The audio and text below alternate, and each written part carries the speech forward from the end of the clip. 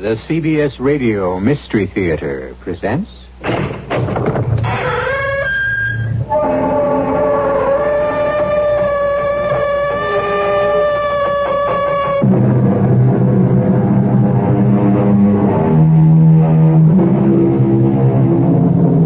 Come in. Welcome. I'm E.G. Marshall. Can the leopard change his spots? Asked the prophet Jeremiah. And his own reaction, of course, was no. But, you see, we live more than 2,000 years later. And today, we may not only change the spots of the leopard, but his flesh and his blood and his bones and brains as well. We can do this because we have been given a fantastic gift called science. But whether this is a gift of the Lord or of the devil has not yet been definitely determined. How do you like your new wallet, my dear?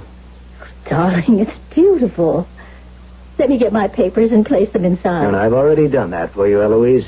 No, Tom, I mean my driver's license, my Social Security They card. are already in your new wallet. Tom, these aren't mine. That's not my license. But it is, dear. Well, look for yourself. The name on this is Mary Ann Williams. Of course. It's your new name. Mary Ann Williams. And my new name is Walter Williams.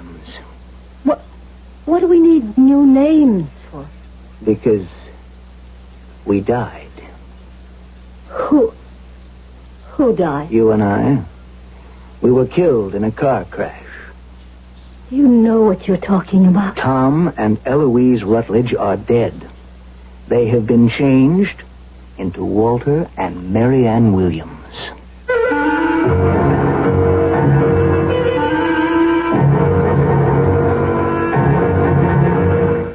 Our mystery drama, The Spots of the Leopard, was written especially for the Mystery Theater by Sam Dan and stars Ann Shepard. It is sponsored in part by Sign-Off, the sinus medicines, and Anheuser-Busch Incorporated, brewers of Budweiser. I'll be back shortly with Act One. I want that sinus medicine. Headache tablet? No, the sinus medicine that relieves headache and congestion, internal sinus pressure, and postnasal drip. You mean Sign-Off? Exactly. Compare Sign-Off tablets with anything you've ever taken for sinus. No sinus tablet you can buy relieves more symptoms. Sign-Off gives you a full dose of pure aspirin plus a powerful sinus strainer.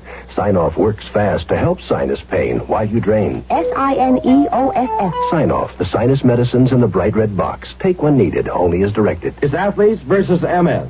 Meet baseball's Jolton Joe DiMaggio. Baseball's a game where you learn fast about teamwork. That's why I believe in athletes versus MS. Athletes from every sport, including John Havlicek, Muhammad Ali, Billie Jean King, have teamed up, asking everyone to join in the fight against MS. Multiple sclerosis, the great crippler of young adults. There's no cure yet, but there's hope through research. Support your local chapter of the National Multiple Sclerosis Society. Where have all the flowers gone? Long time passing. Where have all the flowers gone? Long time ago. Where have all the flowers gone? Gone to ashes, everyone. When will they ever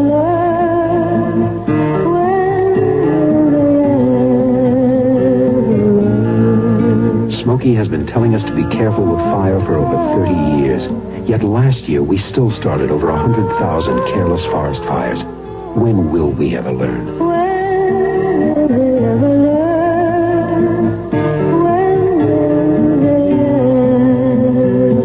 A public service on behalf of the Forest Service, State Foresters, and the Ad Council.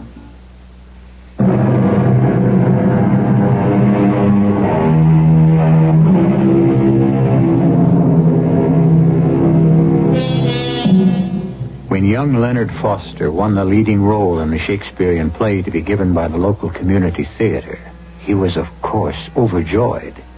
How could he know that this triumph would be the indirect cause of his death?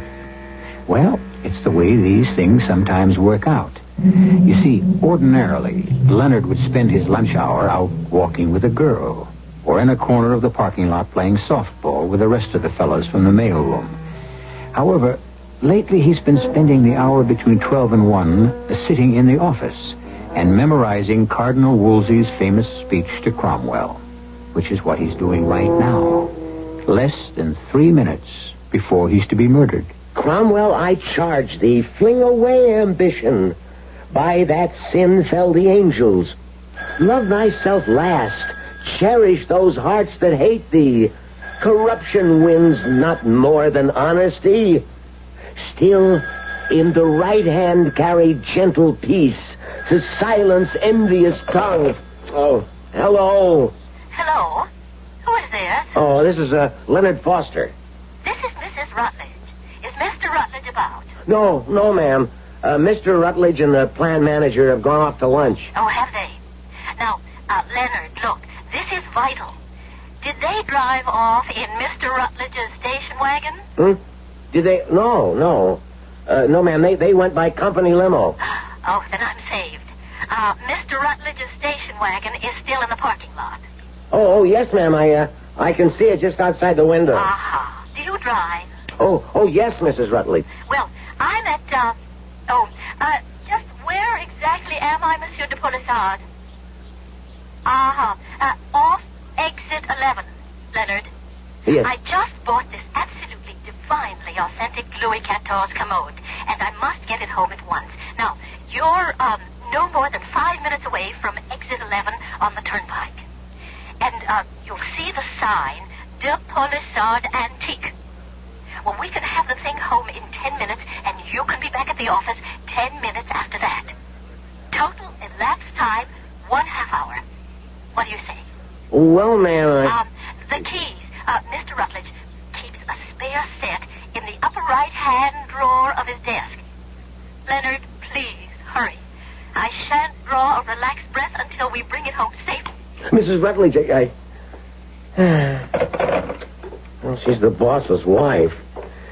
Upper right-hand drawer. Should be. Oh, yeah. No. Where was I? To silence envious tongues, be just and fear not. Then, if thou fallest a blessed martyr. Oh, Cromwell, had I but served my God with half the zeal I served my king, he would not in mine age have left me naked to mine enemies.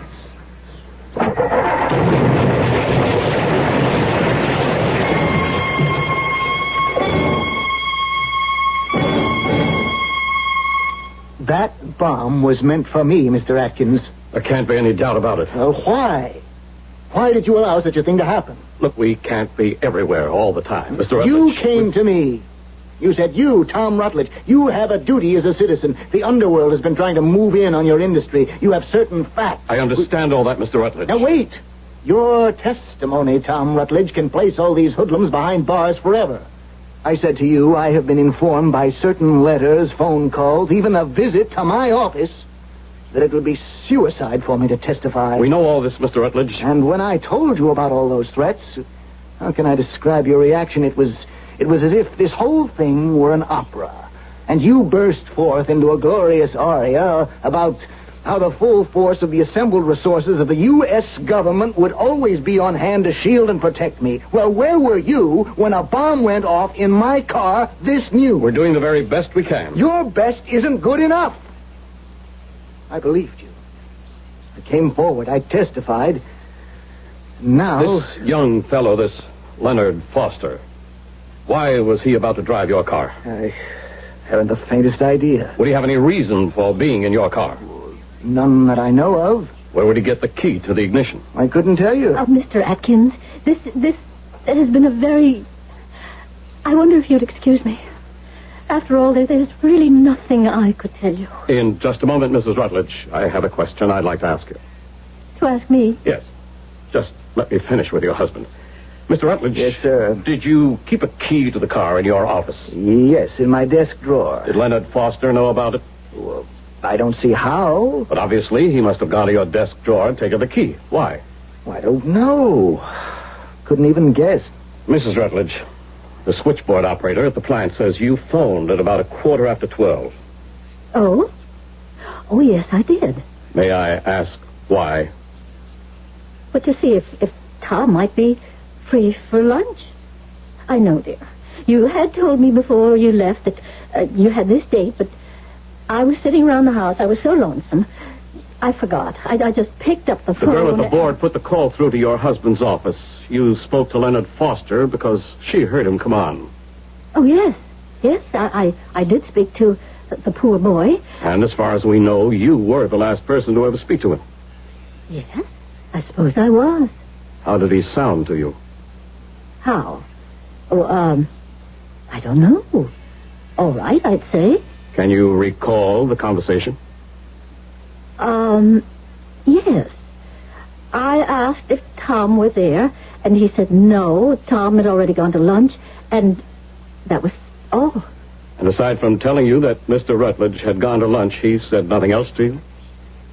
Well, what would he possibly have to say to me? So then, for whatever reason, young Leonard Foster decides to drive off in your car, Mr. Rutledge, but the car is booby-trapped, and he becomes the accidental victim of it. Please.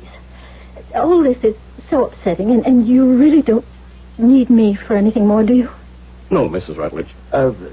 Dear, why don't you go upstairs and lie down for a bit? Yes.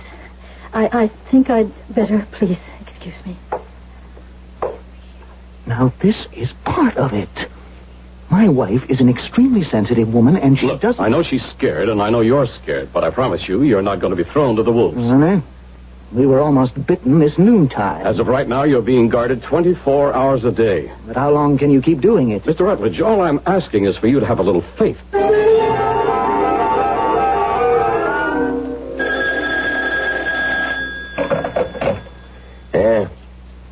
Sparrow speaking. I know what you did. I also know what you didn't do. I read the newspapers. No. We just have to let it rest a while. We'll get him. Maybe not now, but we will get Mr. Tom Rutledge. They cannot afford to guard him forever, and we are very patient people. I'll let you know what I want you to do, when I want you to do it. Right.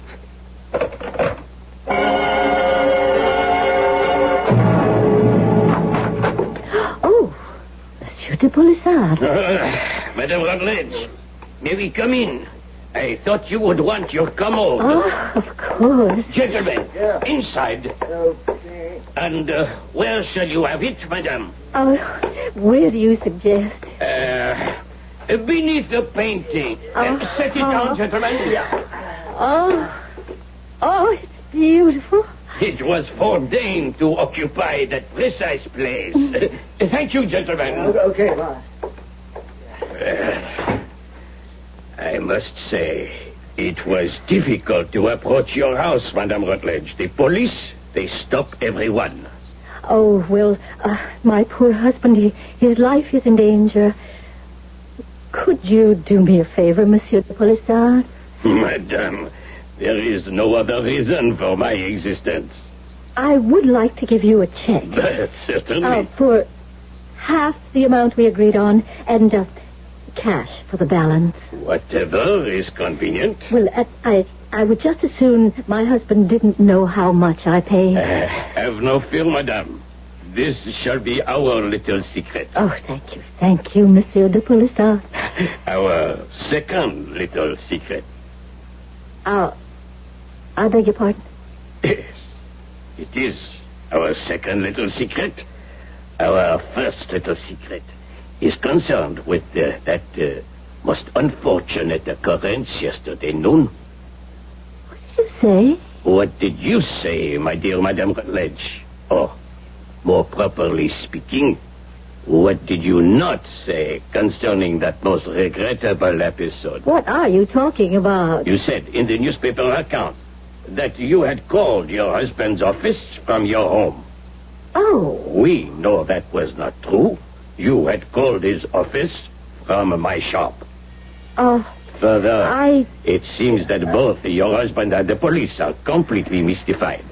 They have absolutely no idea why that poor young man should have wanted to drive your husband's car. Now, you could have enlightened them. You must believe me, Monsieur de Polissard. I couldn't mention this because, well, I was so obviously the cause of that poor boy's death. He died because of me. I simply couldn't accept that kind of guilt. Please, Monsieur de Polissard. You said it would be our secret. What is the real reason, madame? There must be more to it. I assure you, monsieur. You place me in a most awkward position, madame. You see, you are withholding knowledge from the police. You are aware this is illegal. My motives are not evil. If my husband knew that I had asked Leonard to run that errand for me, he would be furious. He said he would divorce me if I ever did it again. Did what again? If I ever used his employees to run errands or do work for me. Oh. I may have overdone it in the past. He does employ some very skilled mechanics, and I ask them to do various chores for me. He made me promise to put a stop to it, and I did. I gave him my solemn word of honor, so you see... Yes, my dear lady, I see. And that's why I simply couldn't afford to have him find out that I asked Leonard to do me a favor. My dear Madame Rutledge, you must have absolutely no fear. I told you this would be our little secret.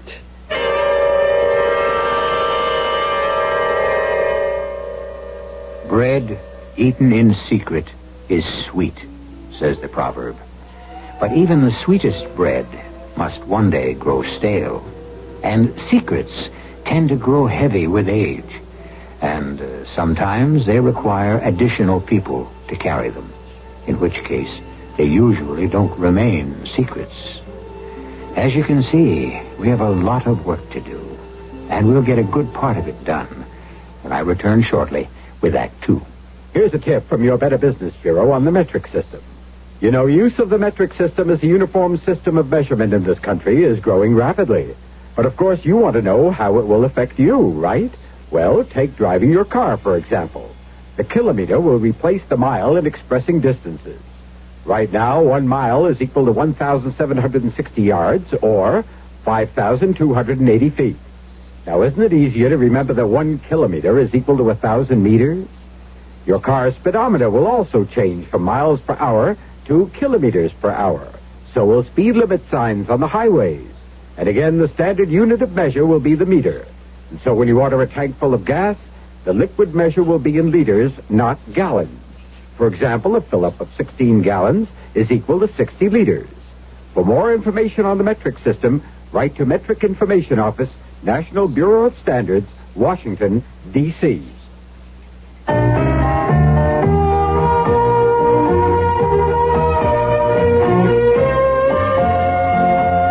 I think it was the first time I can remember really going fishing with my dad. I'm sure I'd been with him before, but the first time I really remember it was wading downstream with him in an extra big pair of wading boots as he felt his way very surely along the stream bed, and I shakily held onto the willows, and we found a spot where my dad lifted his finger to his lips and said, "Shh, we don't want to scare the fish away." And then I remember that fish, the biggest fish I'd ever seen in my life, and it was on the end of my line. And my dad, boy, was he proud. I'll never forget that as long as I live. Give your children everything. Give them your time. A thought from the Church of Jesus Christ of Latter-day Saints, the Mormons.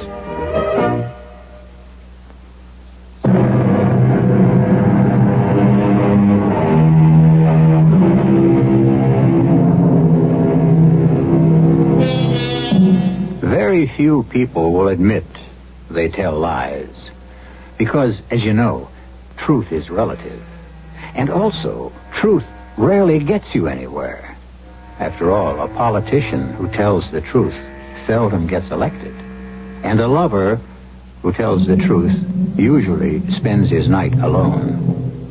Eloise Rutledge takes the view that the important thing in this life is to get along, be happy, and not create any unnecessary problems. And so, If a bad peace is preferable to a good war, then certainly a good lie is better than a bad truth. Monsieur de Polissard, what do you want? What do I want, Madame Rutledge? Yes. Let's remove this mask of continental gallantry and... What makes you think I wear a mask? Well, I wish, Madame, only to be your friend, your ally. Well, thank you, Monsieur de Polissard. Thank you. These words may sound strange to you, my dear Madame Rutledge, but my dearest desire is to serve you. And if you wish to keep a certain secret, then I shall serve you by silence.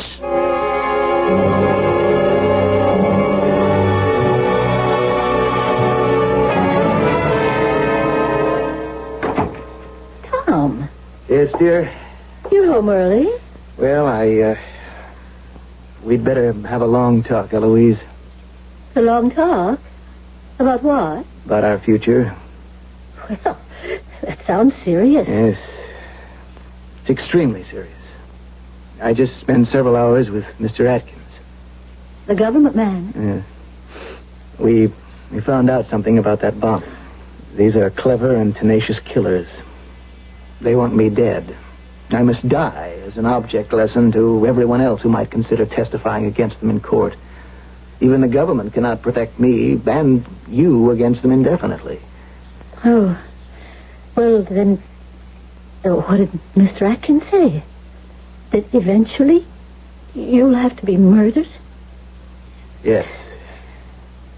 That's the truth.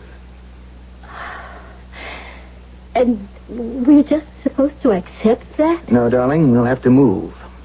Move? We won't be any safer for it. These criminals have a nationwide organization. We'd be no better off on the other side of the country, even on the other side of the world. We would, because we will no longer be Tom and Eloise Rutledge.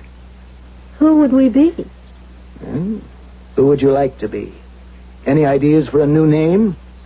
Tom. Yeah, what the government can do for us is what it has done for people like us before. They'll help us establish a new identity. What will we do? What will you do? A job is waiting for me. What kind of job? Where? Well, teaching mathematics at a state college in the Northwest. I don't understand. Darling, this is an opportunity to be born again. Start life all over. Live it differently. We'll have different names, different identities. Everything is being changed for us. Our social security numbers, credit cards, health and hospitalization data, you name it. My Army discharge papers, every official document that has our name on it, our marriage license. What names will be on that? Pick out whatever you want. What do you think?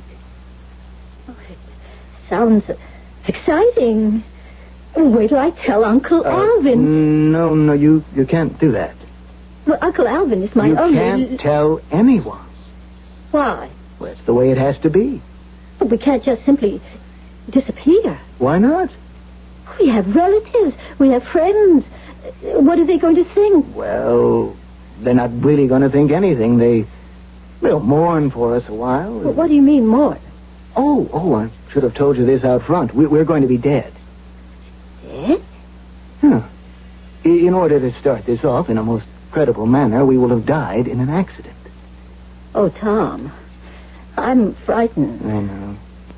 I know, dear, but unless I do it, I will be killed. It's my only chance.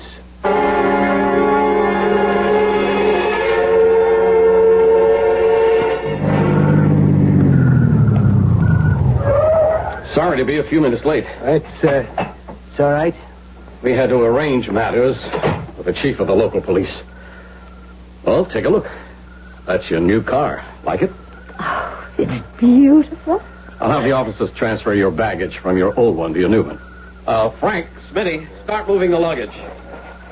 Mr. Atkins, what's going to become of my furniture, my antiques? Well, they'll be part of your estate.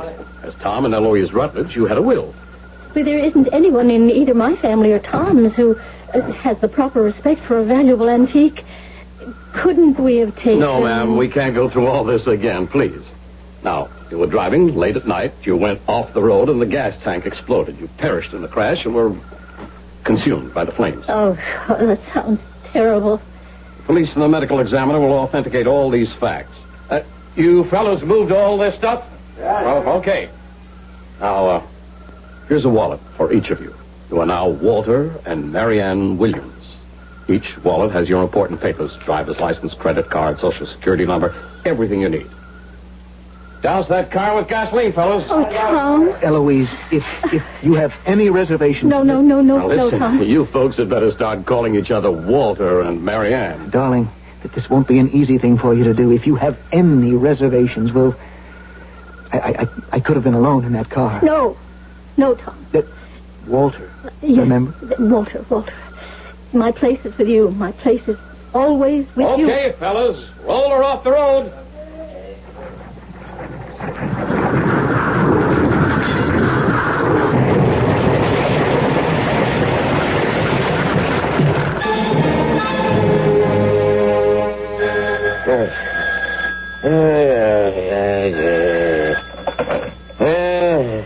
There's a sparrow.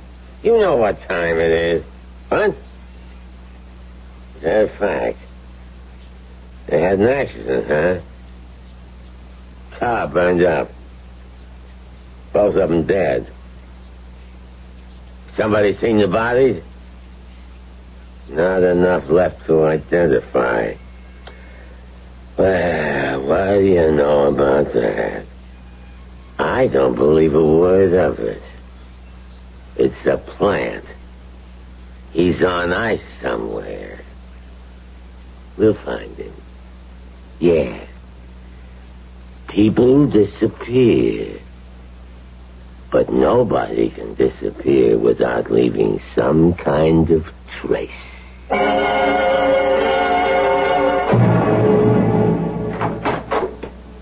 Oh, I didn't know you were home. Well, where would I be, Tom? Honey, my name is Walter. In the privacy of our own home, I can call you Tom. But I'm not Tom anymore, and unless you call me Walter all the time, you'll forget and call me Tom when we're out. When do we ever go out?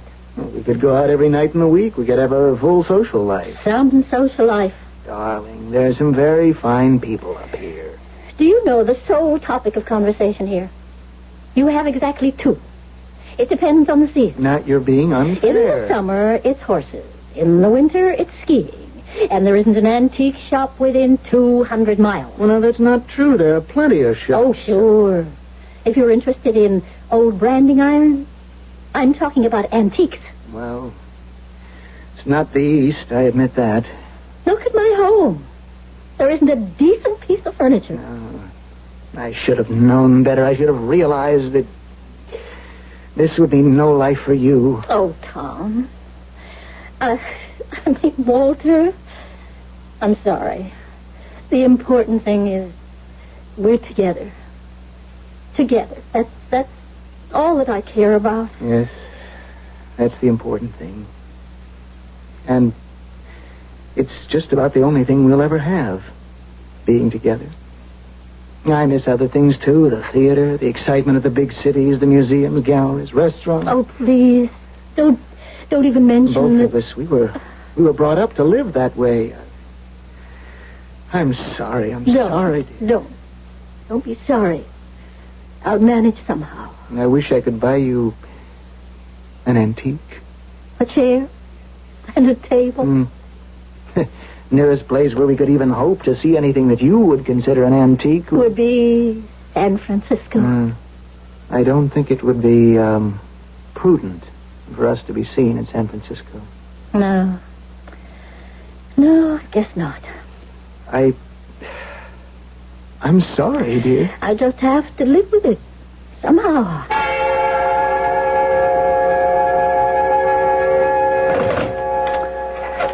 Oh, what am I thinking about? I can't. I shouldn't. I mustn't. Oh, it's crazy. Why is it crazy? Because something could happen. What? What could happen? I know what I'll do. When he answers, I'll hang up.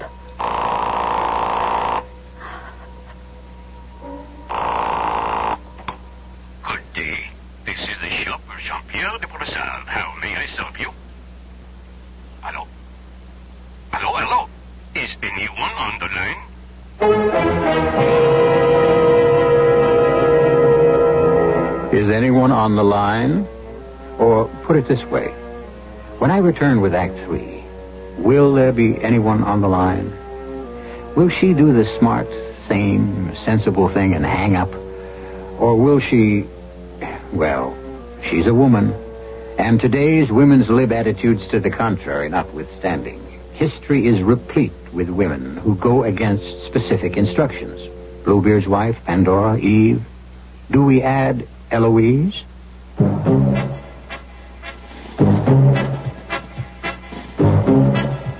When you say but, you've said a lot of things nobody else can say. A lot of things, like Beechwood aging for 100% natural carbonation. That's how the Budweiser people age their beer. Nobody else does it that special way. But then, nobody else is brewing the king of beers. I could tell you a lot of other things about Budweiser and why it's the largest selling beer in the world. But it all comes back to the Budweiser taste, and that speaks for itself. Loud and clear. Hear it talking? There is no one. There's only something left. Because the king of beer is leading all the rest. When you say Budweiser, you've said it all. Anheuser-Busch, St. Louis. This is a routine gun trace request. Some 3,000 calls a month like this one come into the National Gun Tracing Center from law enforcement agencies throughout the country requesting information on guns used in crimes. Hello, this is ATF with the gun trace request. We check with both national and foreign manufacturers and forward the dealer's name to the requesting agency. In some cases, we can do this in a matter of minutes. I will hold. I'm sorry to report that the owner said the gun was stolen about 6 months ago, and he forgot I'm Rex to report Davis, it. Director of the Bureau of Alcohol, Tobacco, and Firearms. Gun tracing is often the only means of solving a crime. If you secure your gun against theft, you make our job and that of your local police that much easier. Place a complete description of your gun with your other important papers. And if your gun is stolen, report it at once to the police or ATF. Remember, your stolen gun threatens everyone.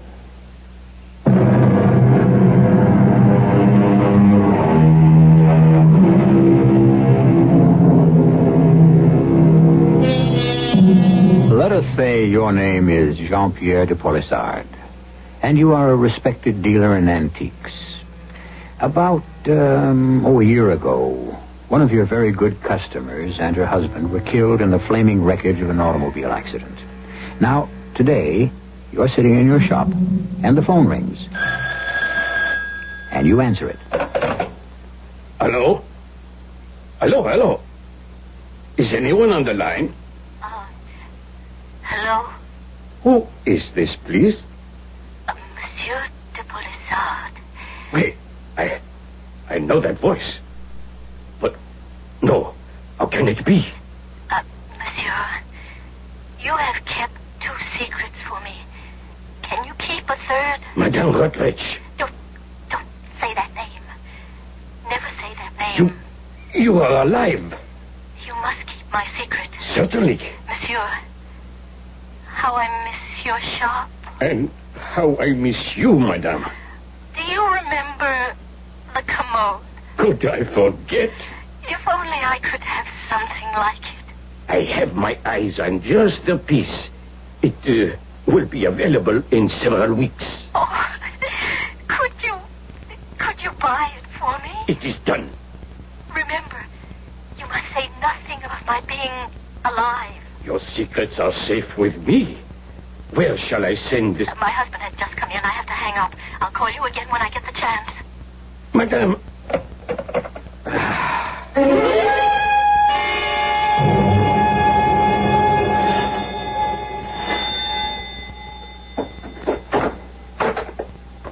Yes? I'm looking for Tom Rutledge. We were in Korea together, and he said, if you ever find yourself in or around New York, come see me. So I've come to see him. You were a friend of Tom. Oh, I was better than a friend, a buddy. Won't you come in, Mr. Sparrow. Thank you. Hey, look, I hope nothing's wrong. I'm sorry I must tell you this, but Tom's dead. What? Yeah. Dead in an automobile crash. Oh. Yeah, Tom and Eloise, his wife. I'm Eloise's Uncle Alvin. I inherited their estate. Tom dead. I can't believe it. I can't either. Old man like me, outliving Tom and Eloise. I'm sorry I intruded, sir. Say, this is quite a layout here. Practically every piece of furniture is an antique. It seems to have a lot of class. Suppose the antique dealers around here were hit pretty hard when poor Eloise was killed. You can see what a valuable customer she must have been. Yeah, I can see that. Well, thank you for your hospitality, sir. I'm sorry you had to come all this way out here for nothing. Well, maybe it wasn't for nothing after all.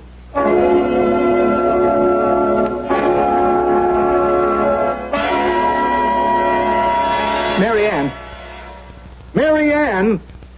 Ah, damn it. It's Eloise! Come in here, Eloise! What's the matter, darling? You tell me. Why are you so angry? Look at this. What are you talking about? This telephone bill. Well, what about it? You made a long-distance call to New York, to Westchester County. There's the area code, 914. Oh. Is that all you can say? Oh? But, Tom, with this person is absolutely trustworthy. That is not the point. You're not supposed to be in touch with anyone at all for any reason. That was the agreement. Whom did you call? I called my antique dealer. Oh, good Lord. I can trust him. What does he know? Tell me. Well, I guess he knows I'm still alive. Oh. But he won't tell anyone. He promised. Does he know where you are? No, I didn't tell him. Does he know your new name? No. Eloise! Oh, it doesn't matter. It's the way you are. You can't change. Oh, Tom, please. You simply cannot keep your word. I can't become angry about it. It's a sickness with you. Darling, go back home. But this is my home. Go back east where you'll be happy. They don't want you. They want me. I'll take off. Go somewhere. They'll never find me. Tom, please. I don't know what gets into me. Whatever it is, darling, we can't live with it. But I can't live without you, Tom. So whatever it is, I'll fight it. I won't give in to it, to myself anymore. I won't, Tom, please. This time, believe me. All right, darling, all right. I'll try to believe you. But, darling, you'll have to call me Walter.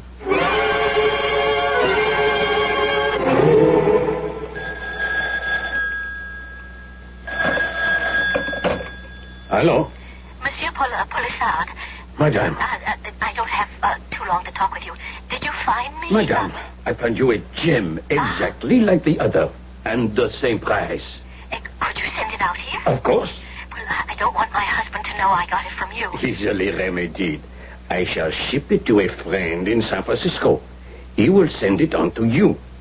You can claim you saw it advertised out there. Well, I think I can get away with that. What is your address? No, this is an absolute secret. I shall guard it with my life. All right? You send it to Mrs. Marianne Williams, care of Western State A&M, Barrett, Wyoming. Uh-huh. And please keep it secret. My dear madame, it is our fourth secret. Mr. Atkins, I'm Eloise Rutledge's uncle. You remember Tom and Eloise Rutledge? Yes, I do. Are they really dead? What do you mean? Why couldn't you answer that question yes or no, Mr. Atkins? Because I'm not sure I understand that question. Well, let me draw a picture. A week ago or so, man rings my bell. Says he's an old army friend of Tom's. You follow? Yes, sir. Yeah, sure. It's simple so far. And he asks about Tom. Didn't know Tom was dead. That doesn't raise any suspicions. Now, here's where it gets complicated. I see this fella's picture in this morning's paper. Here it is. Same person. And his name's Paul Sparrow. And he's supposed to be a notorious gangster. And he was asking about your nephew? I notice you didn't say my late nephew. No, I haven't said anything at all. But I do want to thank you for this very vital information.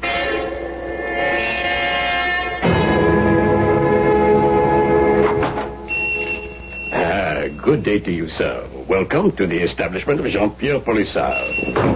Well, if it ain't Benny the Frenchman. Hello, Sparrow. And look at you. New racket? I have gone straight. Is this stuff on the level? Or did you hammer it out in the back room? I told you, Sparrow, I have gone straight. All the way. Well, I'm looking for a dame. Aren't we all? She'd been a good customer of yours before she died. If she died. That is quite a description. Her name was Eloise Rutledge, or Mrs. Tom Rutledge. I read in the papers a year ago. She got killed in a car crash. What is on your mind, Sparrow? The same thing that was always on your mind, Benji. Squealers. I remember how you always hated squealers. And that's her husband. He was killed, too. Yeah, that's what it said in the papers. I warned him. But he's already dead. No, the feds got him stashed. So I figure maybe she's been in touch. Why? To buy some antiques. That would be okay, but I have not heard from her. You haven't, huh? Tell me, why'd you just cover that piece of paper with your hand? Yeah, but what are you talking about? You didn't even know you were doing it. I just had to write something down. Let me see. Just a customer's name. Look for yourself. Marianne Williams. How come you got a customer all the way out in Wyoming? She likes antiques. You know what I'd like to bet? That this Marianne Williams is Eloise Rutledge. You would lose. Well, it's worth the trip. You want to waste your time? Go ahead. Look, I trust you, Benny. Is she or ain't she the dame I'm looking for? She is not. Okay, pal. That's the last word.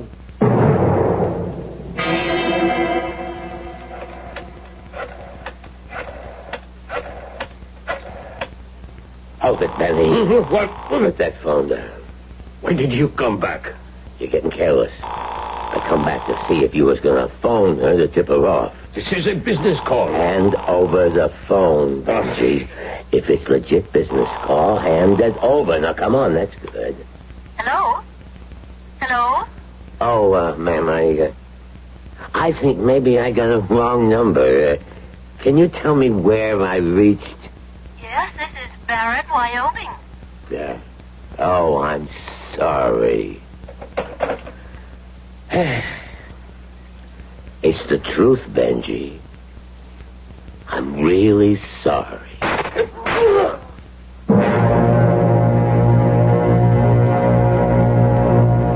Darling, sit down.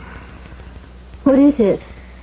You told me you saw the ad for this antique commode in a San Francisco paper. Well, yes. Mm-hmm. Would you have kept the ad by any chance? No. No, I don't think so. Let me tell you why I don't think there was an ad. What do you say? Now, wait, I haven't said it yet. In the bottom drawer, I saw an old and faded sticker. Do you know what it said? De Polissard's Antiques, Larchmont, New York. Well, maybe he did own the antique originally, and then he sold it to this dealer. About a month ago, you called him. I did? Mm-hmm, and at that time, you swore to me that you didn't give him our new address. Well, I didn't. Did you call him since? Did you call him since to tell him where we were living? Oh, darling. Did you? You're making it sound like Did you call him? Yes. Oh. You know what we have to do now, don't you? No. We have to get out of here as quickly as we can. Why? Because suppose Polisar does know. You can trust him. That's right. There was a guy that was aces. Who are you? Don't move. Oh, Tom, he's got a gun. Look, nobody can say your wife don't know this. What are you going to do? What do you think he's going to do? Oh, no. Please. Now, don't feel bad about Monsieur Polisard, as you called him. Wasn't his fault. Besides, he's dead. Hey, look, if you shoot us, people are all around on campus, and they'll hear the shots. Now, this. It's a silencer. It'll just be a couple of little pop-ups, that's all. You're covered, Sparrow. My suggestion is for you to drop the pistol and walk out the front door. Well, that sounds about right. Drop it. Oh, Mr. Atkins. Oh, Tom. I'm so sorry. You folks will just have to do it again. You can't stay here. Eloise, I don't know if I can go through it again. Let him get me and get it over with. Oh, no, darling. No, trust me. Trust me. I really learned my lesson. Eloise, can I really believe you? Yes, darling. Yes, this time, you really can believe me.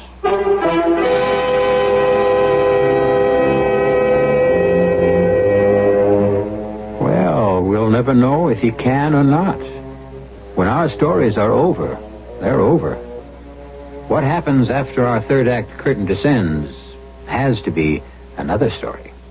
And I shall have another story for you when I return in just a few moments. If you're a high blood pressure person, and your doctor says there's no doubt about it, And he's prescribed a medication, but you kinda hesitate because you feel pretty good without it. don't hesitate. Get well, get with it. Stay well, stay with it. Though it might have to be for the rest of your life. Chances are that it will be a healthier life. Get well, get with it.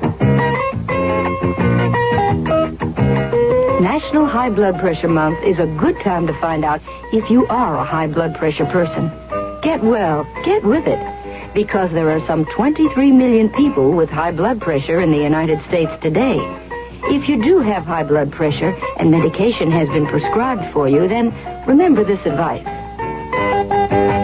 well, get with it. Stay well, stay with it. A message from your Heart Association.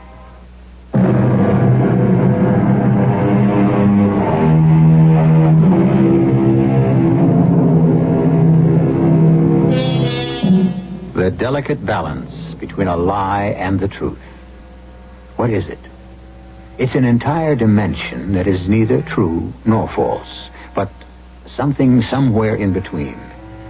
It's a place of shadow and mystery. And let us say it's that never land where the leopard, and indeed all of us, try to change our spots, or whatever. Our cast included Ann Shepard, Russell Horton, Gil Mack, and Leon Janney. The entire production was under the direction of Hyman Brown. And now, a preview of our next tale.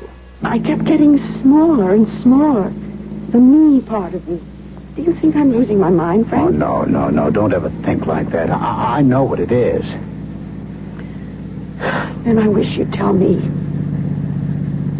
Just so I won't keep thinking maybe I'm going mad. It's my stepmother. Your stepmother? It isn't the house. I was wrong about that. She uses the house, that's all. I don't understand. She's in there, Laura, in her house. Her house. They left a lot of my stepmother unburied. You're it. The thing that wants you as its living agent is what they left behind, unburied. Frank. When you're in that house, Laura, whenever you're in that house, you are my stepmother. Radio Mystery Theater was sponsored in part by Anheuser-Busch Incorporated, Brewers of Budweiser, and Sign Off. the sinus medicines. This is E.G. Marshall inviting you to return to our Mystery Theater for another adventure in the macabre. Until next time, pleasant dreams.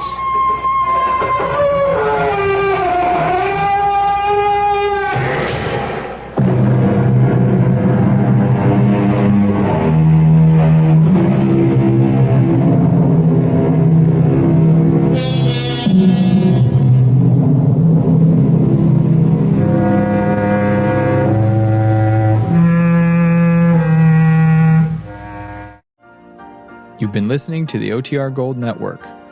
Find more classic radio at otrgold.com.